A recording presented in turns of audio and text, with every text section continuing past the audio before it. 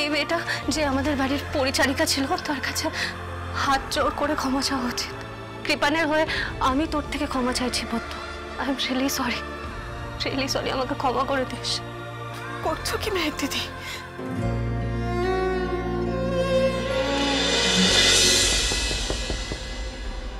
কে?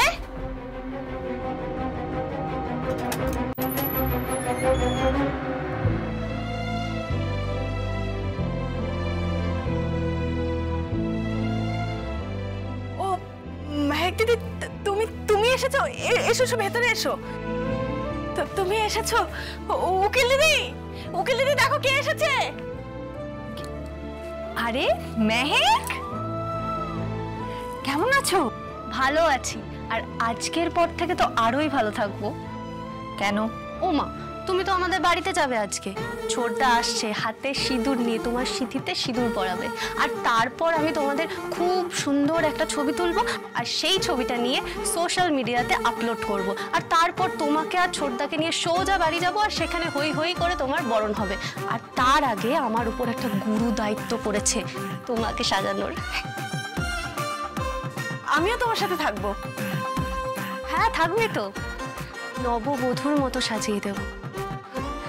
আমার তো আর বধূ হওয়া হলো না। Mehak, I am sorry Mehak. আমি জানি কৃপান তোমার ভালোবাসা। না না, ওসব বলো না।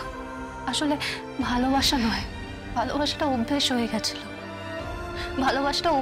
গেছিল। ঠিক আছে, বদঅভ্যেস কাটিয়ে ফেলবো। বরং আমার তোমাকে ধন্যবাদ দেওয়া উচিত। তুমি একটা মেয়েকে বাঁচিয়েছ। আর এই মেয়েটা যে আমাদের বাড়ির পরিচারিকা ছিল তার কাছে হাত জোড় করে ক্ষমা চাওয়া উচিত। কৃপানের হয়ে আমি তোর থেকে ক্ষমা চাইছি পদ্ম। আই এম রিয়েলি সরি, আমাকে ক্ষমা করে দিস। করছো কি মেহেক দিদি?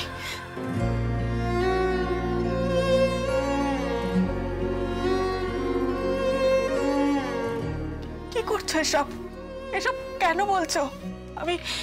আমি বুঝি তোমার মনের অবস্থা। তোমার মনটা ভেঙে টুকরো টুকরো হয়ে গেছে। মেহেক, একদম চোখের জল ফেলবে না। চোখের জল মোছো। এত সুন্দর মুখে চোখের জল মানায়? সব সময় হাসি খুশি থাকবে, ঠিক আছে? তার আগে তো তোমাকে আমি হাসাবো। তোমার মুখে একটা দারুণ স্মাইল চাই। তোমাকে সাজাবো আগে, না হলে আমার অধৈর্য দাদা এসে এক্ষুনি চিৎকার চেঁচামেচি করে বলবে এখনো সাজাসনি বৌদিকে।